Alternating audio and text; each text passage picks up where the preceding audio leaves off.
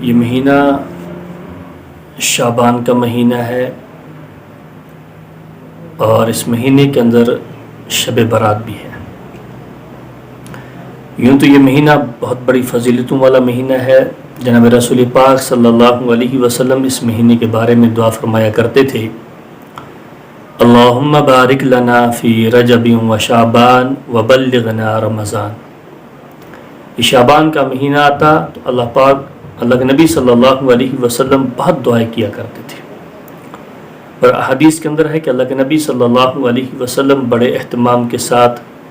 اس مہینے کے اندر کثرت سے عبادت کرتے تھے، نوافل ذکر و اذکار بڑی کثرت سے کرتے تھے۔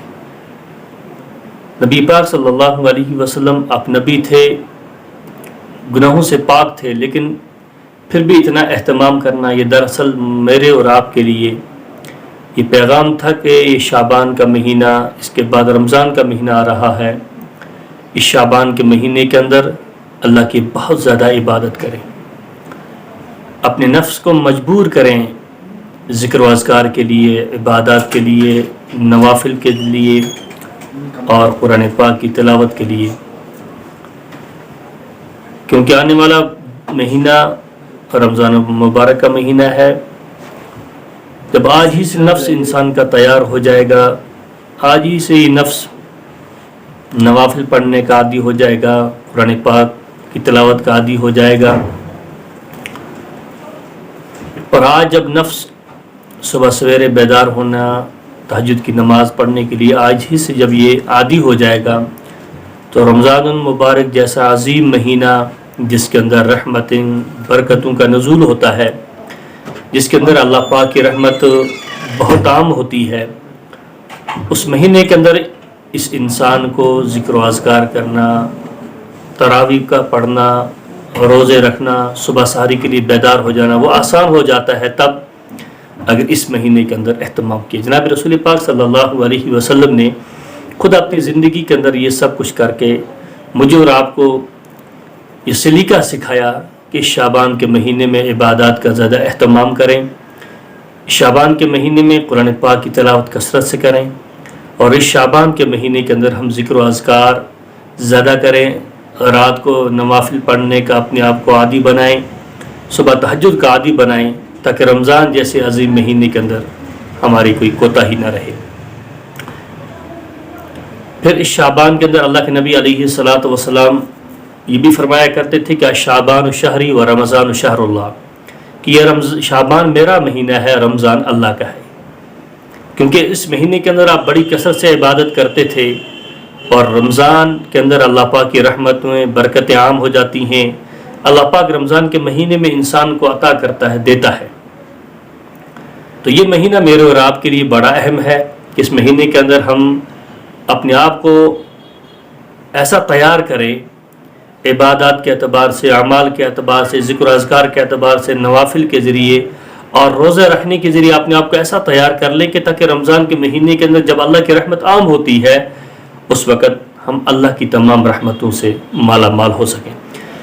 پھر اس شعبان کے مہینے کے اندر ایک لیلۃ البرات، جسے ہم شب برات کہتے ہیں، اللہ نے یہ ایک رات رکھی ہے، بڑی اہم رات ہے۔ اس رات کے اندر مختلف احادیث کے اندر مختلف ذکر ہیں کہ اس رات کے اندر اللہ پاک بہت سارے گناہ گاروں کو معاف کر دیتا ہے، اور اس 15ویں شعبان کا روزہ رکھنا، اس روزے کی بھی احادیث کے اندر بڑی کثرتیں آتی ہیں کہ اس دن کا روزہ رکھنا یہ بہت سارے گناہوں کا کفارہ ہے۔ بعض جگہ آیا ہے کہ اللہ پاک پچھلے 1 سال کے صغیرہ گناہوں کو معاف کر دیتا ہے۔ اس روزے کی بھی بڑی اہمیت ہے، اس 15ویں تاریخ کے شعبان کی 15ویں تاریخ کو روزے کا بھی اہتمام کرنا چاہیے،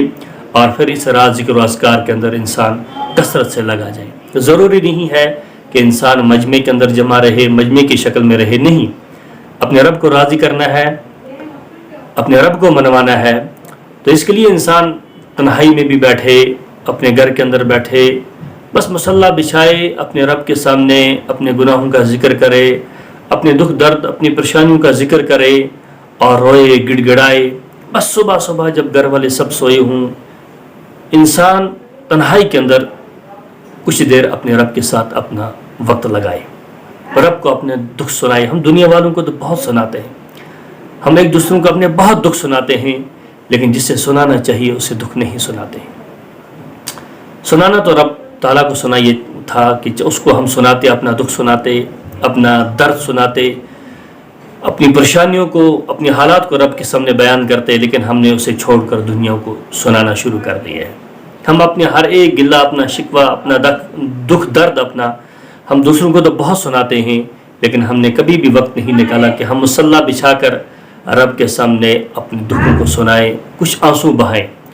تو یہ رات بھی بڑی اہم رات ہے کہ اس رات کے اندر بھی ہم رب کے سامنے سر بسجود ہوں، تنہائی میں بیٹھیں، روئیں، گڑ گڑائیں، اللہ کو اپنے دکھ درد سنائیں۔ اور یاد رکھنا، جب انسان اللہ کے ساتھ تعلق جوڑتا ہے،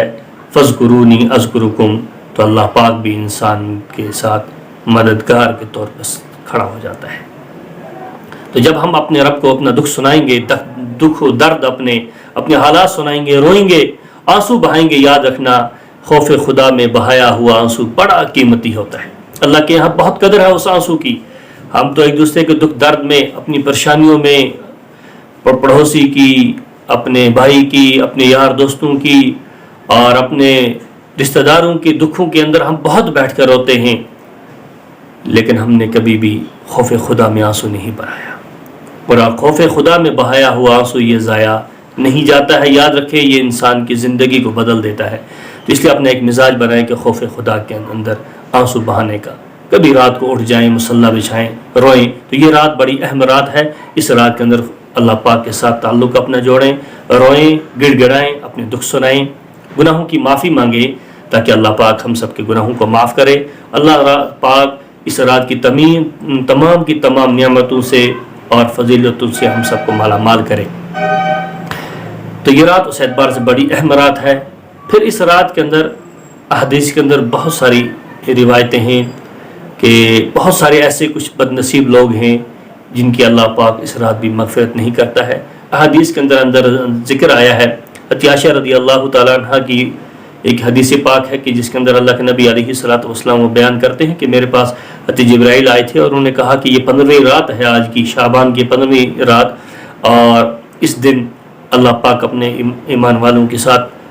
بڑے حسن سلوک کا معاملہ کرتے ہیں، گناہوں کو معاف کر دیتے ہیں، درجات کو بلند فرماتے ہیں، اور اس رات انسان کی رزق کا معاملہ متعین ہو جاتا ہے۔ اور آنے والے سال کے اندر کون حج کرے گا، کس کو کون سی خوشی ملے گی، کس کو غم ملے گا، اس رات اس انسان کی زندگی کا یہ فیصلہ ہوتا ہے۔ اس اعتبار سے بھی بہت بڑی اہم رات ہے کہ ہماری زندگی کا فیصلہ ہو، ہم اس وقت اپنے رب کے ساتھ تعلق میں ہوں، اپنے رب کے ساتھ جڑے ہوں، ذکر و اذکار میں ہوں، روتے ہوں، گڑ گڑاتے ہوں، مصلی پر ہمارا سر ہو، تاکہ جب ہماری زندگی کے بارے میں یہ لکھا جائے، ایسا نہ ہو، اللہ نہ کرے کہ ایسی رات آ جائے کہ اللہ پاک وہاں ہماری زندگی کا فیصلہ کرتا ہو، یہاں ہم ناچ گانوں کے اندر ہوں، ہم ٹیلی ویژن کے سامنے ہوں، ہم یہاں موبائل کے ساتھ لگے ہوں، ہم فحاشی کے ساتھ لگے ہوں، عریانیت کے ساتھ، بے حیائی کے ساتھ ہمارا یہاں مشاغل ہوں، ہمارا اٹھنا بیٹھنا ان چیزوں کے ساتھ ہو، ہم یہاں لگے رہیں اور وہاں ہماری زندگی کا فیصلہ ہو رہا ہو۔ تو اس اعتبار سے بھی بڑا اہتمام کریں اور اللہ پاک سے وعدہ کریں کہ اللہ پاک اس رات کو ہمارے لیے خیر و عافیت کا ذریعہ بنائے، اور مستقبل میں اللہ پاک ہم سب کو گناہوں سے، برائیوں سے محفوظ رکھے، پاک رکھے۔ کون کون سی وہ لوگ ہیں جن کی اس رات کے اندر بھی مغفرت نہیں ہوتی ہے، انشاءاللہ ان کا بھی ذکر آپ کے ساتھ رکھیں گے۔ اللہ پاک سے دعا یہی ہے کہ اللہ پاک اس 15ویں رات کی جتنی بھی فضیلتیں ہیں اللہ پاک ہم سب کو نوازے۔ اللہ پاک ہم سب کے لیے یہ رات مغفرت کا ذریعہ بنائے، خیر و عافیت کا ذریعہ بنائے، اور مصیبتوں سے، حالات سے چھٹکارے کا ذریعہ بنائے۔